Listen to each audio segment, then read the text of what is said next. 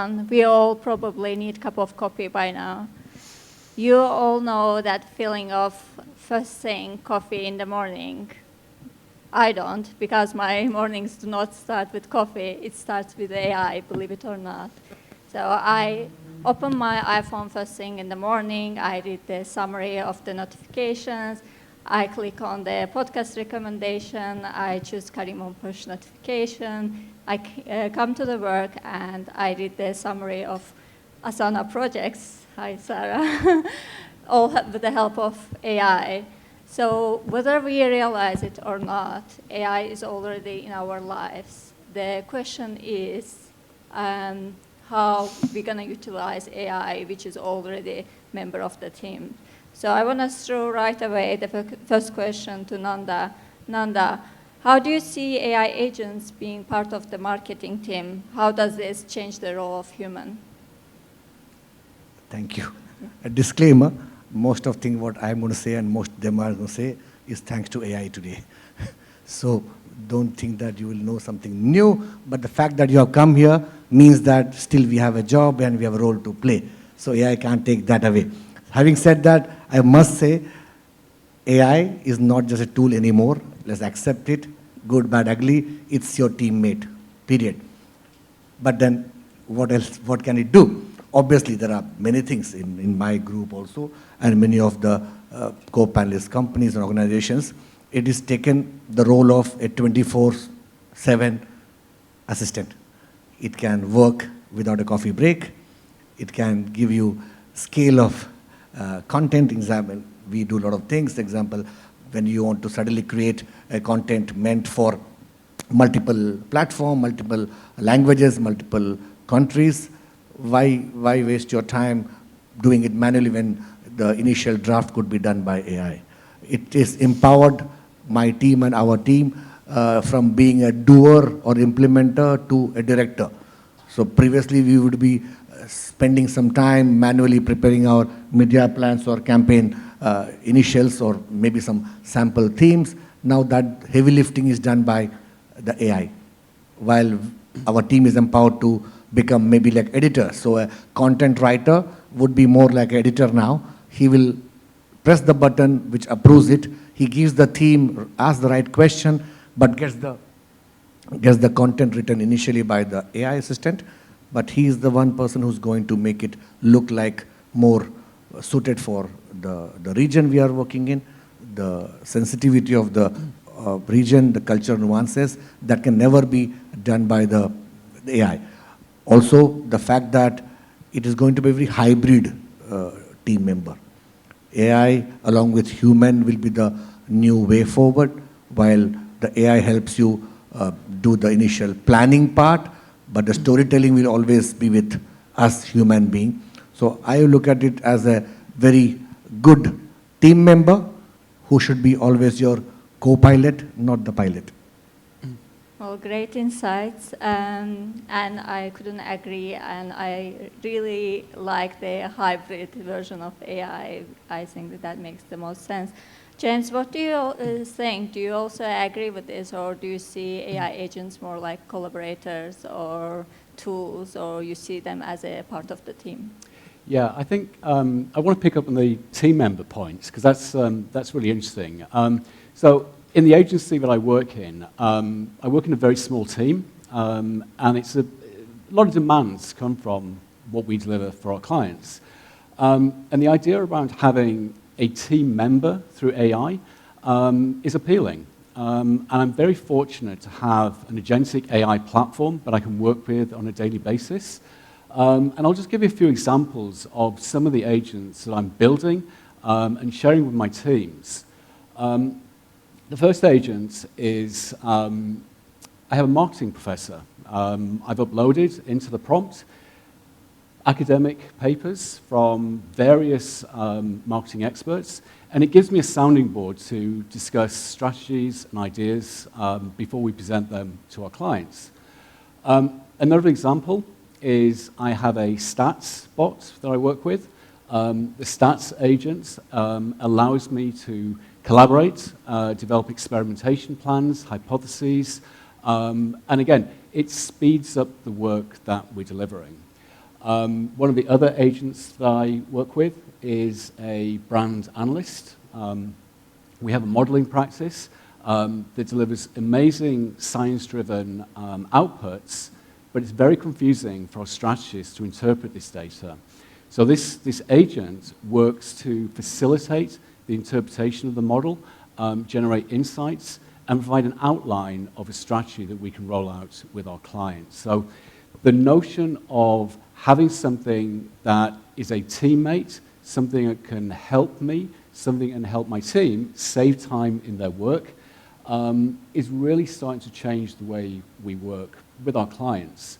And I think just a kind of a quick point on this, when we use the idea of being a teammate or a colleague, the way that I'm writing these prompts is very much like a combination of a job description and a project plan. So the job description part of it is, what is the role that my agent is playing? What do I expect it to deliver? What do I expect its outputs to be? And that then gives structure when it gives me the output. So it's a great way of increasing the capacity that we can deliver when we're working. Well, great insight there. I totally agree. We can use AI as analysts and strategists, sometimes as a therapist, to be honest. But Roxana, what do you think? What kind of tasks would you give to generative AI, and which task would you rather avoid AI involvement? Well, I liked what Nanda and James talked about, the AI team member. I do not have an AI team member, but I have an amazing team which uses strategically the AI tools, and I think this is the most important thing.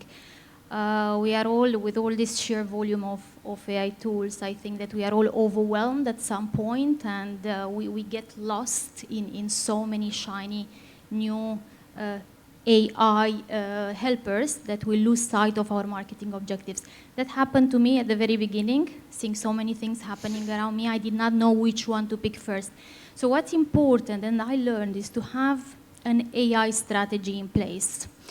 To define your objectives, run an audit across your teams, across the tasks which are repetitive and can be replaced or automated by AI tools. And I think it's very important to curate them correctly and not to overwhelm the teams with trying every single day a new thing. So a strategy in place is extremely important. Now, regarding the tasks, in the brand marketing department, we are using obviously for data analysis and forecasting and to analyze behaviors. Social media, obviously a lot of content creating tools from images generators, videos, voice, music, and so on and so forth. Creative department, I think that is the most affected by the AI. However, if you use them smartly, obviously you can have great results. In the PR front, you have a lot of tools for media monitoring, for research, for collecting data, building databases, and so on. Now, the tools I wouldn't use, I would say that I'm pretty open to use a lot of tools, try them out, see what works, what doesn't work. But what is important to mention that I would not solely rely on AI tools. The human touch and the human intervention should be at core of usage AI in any organization. Nanda, you are working for such a big company, and I'm sure you have some security policies in place. Do you have a borderline where you cannot use AI? Are you using it for copy, strategy, data? Are you excluding emotional nuances? How does that work for you and for your company? Yes, absolutely perfect question, because the million-dollar question, where do I draw the line? Correct? So while I might be using AI to help me basically kickstart or jumpstart a conversation in an internal brainstorming session. Thankfully, till now, AI hasn't had the brain freeze movement. So they can always come up with some clues to start your conversation for your initial mock-ups, initial design theme working, but it can never take over the basic theme. For example, we sometimes use the creative head to come up with a theme for a campaign, but the heavy lifting, like I said, could be done by the AI assistant. It can come up with mock-ups, it can come up with some working names or taglines, which can kickstart the process. And in the process, it takes over. End of the day, like I said, the buck stops with us. The brand reputation, the brand voice, like a fingerprint, has to be very unique to you. It cannot be entrusted to AI to come up with different trends or different U-turns and roundabouts. It cannot happen. So you have to be the custodian, especially for when you're talking about crisis management or a PR initiatives. We cannot depend on AI to give you the full solution. Those initiatives or those key impactful decisions has to be taken by a human being. Yes, we work extensively with AI to layer it on top of my loyalty data, my CRM data, to come out with very well curated, targeted, personalized, customized promotion. It helps us. Example, at the same, during a campaign, say a Ramadan campaign, a bachelor staying in Dubai might just get a different campaign from a family staying in Abu Dhabi. Those all planning can be done by AI, but the storytelling cannot be and should not be done by AI. So I always will say that while AI can be an accelerator of your creativity, the creativity or the strategy should be yours. That's what my take on. Yeah, I agree that crisis management very heavily depends on emotional management, and we cannot, as of yet, let's say, trust AI for that fully. Okay, Haris, we discussed about Gen AI, we discussed about AI agents, but what are you most excited about in AI development? Which tools and which directions you're excited about? Sure. Hello, everyone. Yeah, so I had been not really an early adopter of AI, but back in 2021, 2022, when the ChatGPT and OpenAI was coming, so I started using it. And I can tell you that using at that time and using now, there's a massive difference in terms of how it actually improved over time. Now, you probably have seen, most of you, if not all, that there are tons of apps, tons of things coming out, how you can leverage AI, like when it comes to video creation, image creation, text generation. So all of this is there. Some of that helps you at a personal level. Some of that is fun as well. But I think when it comes to business, the Gen AI basically transformed into a way that becomes by using its Gen AI cognitive models, the AI agents are the ones who basically has started to really create an impact in businesses. So when I say AI agents, they are basically more skewed towards a particular domain. So they can be an AI agent for customer support. There can be an AI agent for any particular domain. So if you define the boundary of any AI agent and giving it a data, and based out of that, you try to utilize it for your particular problem, that's where it has started to see and create an impact. So for example, there may be, you may have heard about several companies who are just seriously considering AI into their customer support. And that AI customer support is not only limited to the text-based, it's basically on the telephonic conversations as well. That an AI agent, whether on the phone or on the chat, is talking to a real person and trying to solve their problem. So this is like one of the use cases that I see that has already started to create the impact. But personally, I'm very interested to see that how AI can transform the trading industry in general, because that's something that has just started.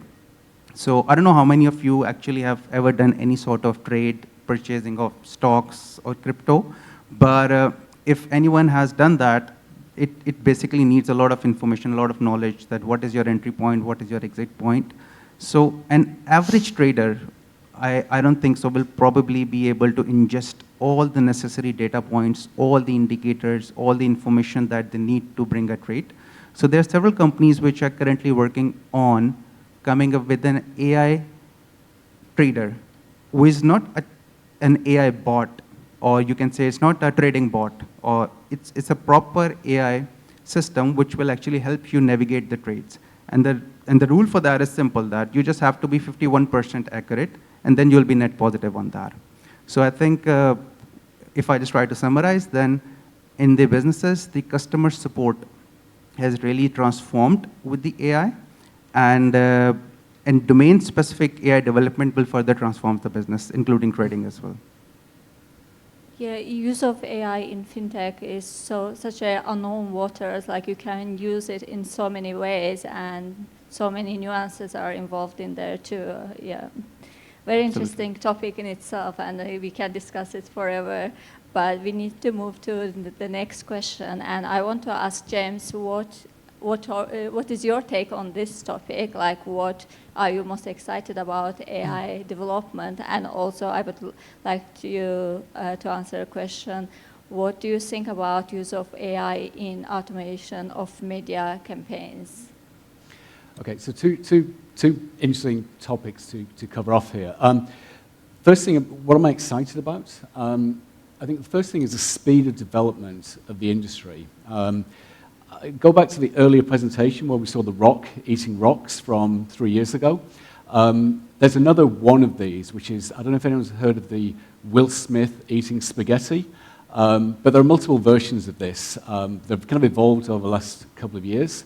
And again, if we look just 2 years ago, the fidelity of AI outputs was very low.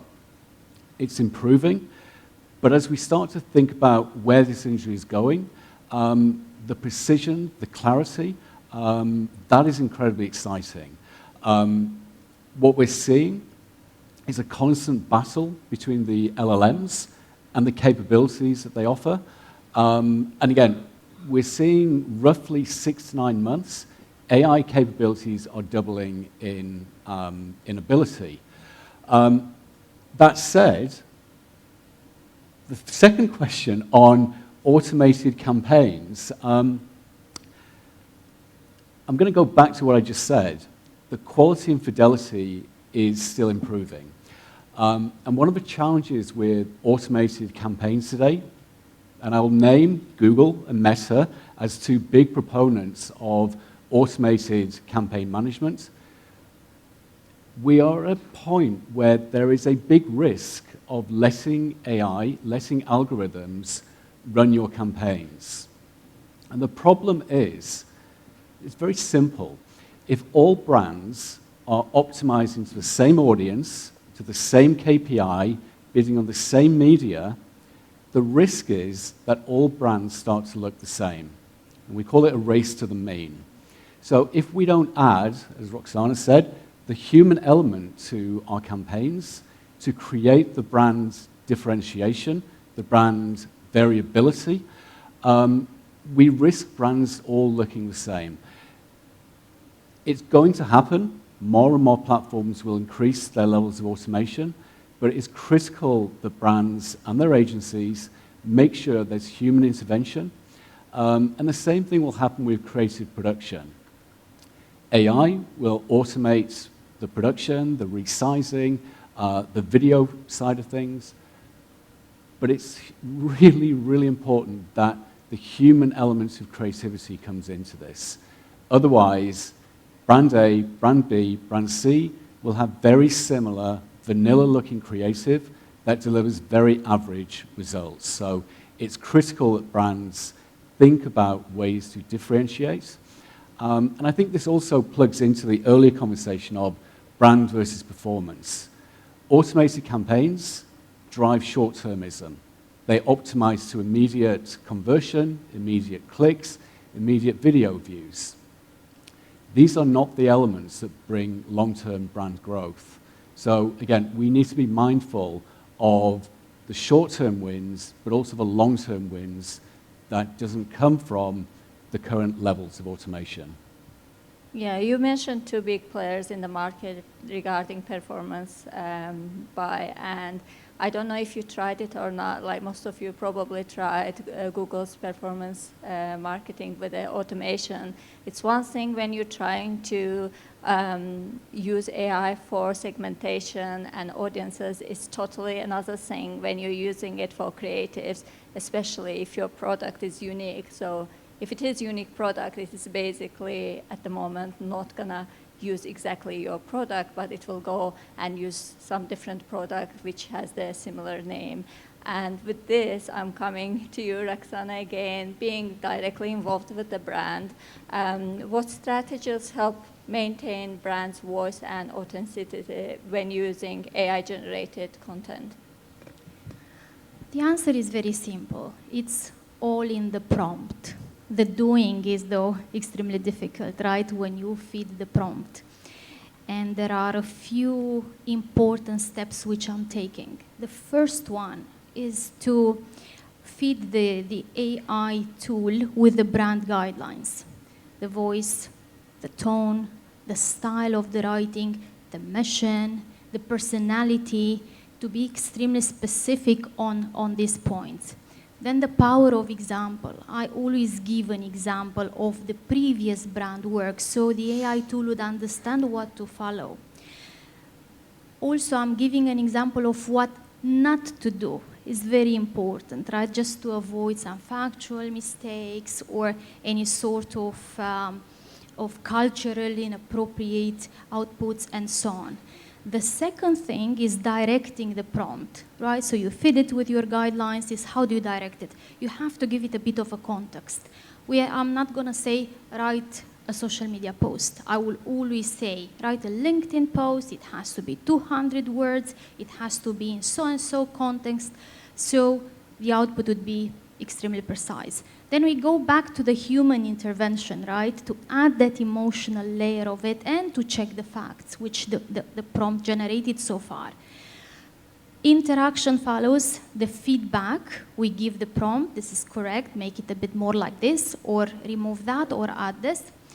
And I think this is an ongoing process. You are just talking to the prompt in the right way. And once you have all these steps in place, I think it's easy to generate content which resonates very well with your brand and with what you would like to achieve through this. Thank you very much. In earlier keynotes, we heard that human, even still during our discussion, we hear that human is still the leading force, human is the one using AI, and we need to give that spark, that motivation, that emotion to everything that AI generates. We need to adapt it and make it more human-like. My last question to all of the panelists, and let's start with you, Haris, this time. What are the skills that marketing leaders, overall all the marketers, will need to learn in the next 5 years in order to stay ahead of AI, in order to use AI in our company's advantage instead of being replaced by it? Yeah, quite interesting, because what AI was 5 years back has definitely evolved where it is today, and it will probably keep on evolving with time. So one of the things that I think the marketers should definitely be aware is the limitations of the AI, that how much you are willing to trust AI when it comes to solving a problem that you have, how much you are willing to give the responsibility to the AI when you're trying to get a deliverable on certain thing. So I think that's very, very important, and I think that's something that the marketers should definitely know, the limitations of AI. And the other thing is, what we have also seen that if you have ever used a Google platform or all these meta platforms, their ad platforms specifically, then they have already started to incorporate the aspect of machine learning. So I had been like hands-on on some of the Google campaigns like 12, 15 years back. And at that time, you have to specifically define each and everything. What will be your cost per click, which specific keyword you want to bid. Each and everything is basically going from you. But fast forward 10, 15 years, now machine learning has overtaken a lot. Now, when machine learning has overtaken, then you have to, of course, define, okay, what is your budget, what is your strategy, what messaging that you want to communicate, what is your overall plan. So I think for the marketers, marketers should actually just go towards the direction in which they can control as much as they want by incorporating the AI into the ecosystem to facilitate them. I don't think so there will be any time in near future when we'll be like 100% blindly trusting AI for the things that we are doing. Of course, there are few things that we have seen already happening when it comes to content writing, for example. The content you can trust AI when it comes to content. But again, if it's without a human oversight, you may not be fully able to comfortably publish it on your company's website. So for a marketer, I think limitations of AI and then just trying to have a control at a holistic approach or strategy that you want to execute. James? 5 years, wow, that's a long time. I think if we were just to look at 12 months, we're going to see a completely different industry from where we are today. And I think there's a few things that marketers need to do. Firstly, keep on track of the industry. Things are moving very quickly, but observe what's happening. Read the research papers. Follow the press releases. Keep on track of the development.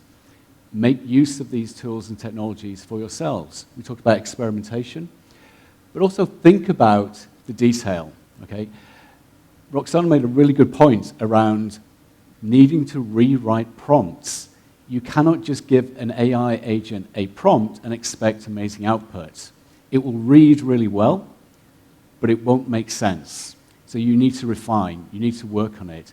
It is not a 10 seconds, you'll get an amazing piece of output. Focus on this. The second point, I think it's more for the 5-year version.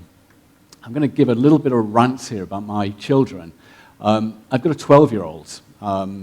He loves fountains and water. He also, like all the kids in his school, are using AI daily.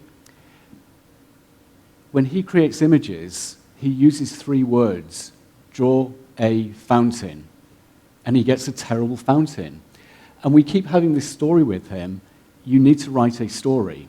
You need to describe it. You need to describe the scenario. What kind of fountain? How high is it? And he still writes, draw me a fountain.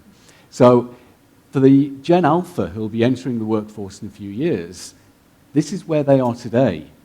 They need to pick up the skills to have the precision of maybe the older time marketer who has the experience of spending time, deep thinking, because we can't expect immediate output from these very short-term gains. So there's a lot of change. 5 years from now, who knows what the world would be? But as I said, we're kind of on day one today. In 5 years, if any of us were to predict what's going to happen, we'll all be wrong by a long, long way. Good point. What about you, Nada? I mean, very aptly said, James. One only thing you can do is keep learning about new trends, new developments, new tools. But keep in mind that you are learning. So you are the one who's going to use it. So once you know all the nuances of all the technologies or all the developments, then only you can make a qualified decision till what level I can trust. Is as good as saying that, do you trust your proofreader? I always say that, coming from a communication background. If you start not trusting the proofreader, there's no end to the job, because each time it does the job for you, you still have doubt that, did he do a right job? Did she do the right editing? So over a period of time, yes, you'll master it. It will master you. The secretary will know exactly what the boss needs. So next time you just say, I need chicken, maybe Lulu will give you exact chicken, the one same shape, same weight, which you always look for, rather than you need to type the entire thing of the brand, the weight, the price. So that is where we should be going to. But yes, there's no compromise on not learning any of this. You have to keep, all of you, if you have any time for anything else, there should be half an hour every day. Maybe, like you said, YouTube, research papers, meets and events such as this. Keep learning, because, like I said, 5 years is a long time. 5 months down the line, you might have something development. The only way you can get, if at all you try to be ahead of it, is by learning everything that is available today. And to close off, Roxana. Well, I would say that we should sharpen our soft skills rather than hard skills, because the hard skills will be replaced by the AI tools. So I would stay agile, I would say adaptability to the change, and a lot of empathy, because the future is tough in the next 5 years. Yeah, actually a great point. I think that's not only after 5 years, that's forever what leaders need to learn and stay sharp on. To conclude this panel, I think learning from here is that AI isn't the future, it's the present. It's here and it's not going anywhere, and challenge isn't if you're using it, challenge is how we use it with creativity, with ethics, and with integrity, actual human intelligence. So massive thank you to our panelists and to all of you for keeping sharp until the very last session. And let's see you tomorrow.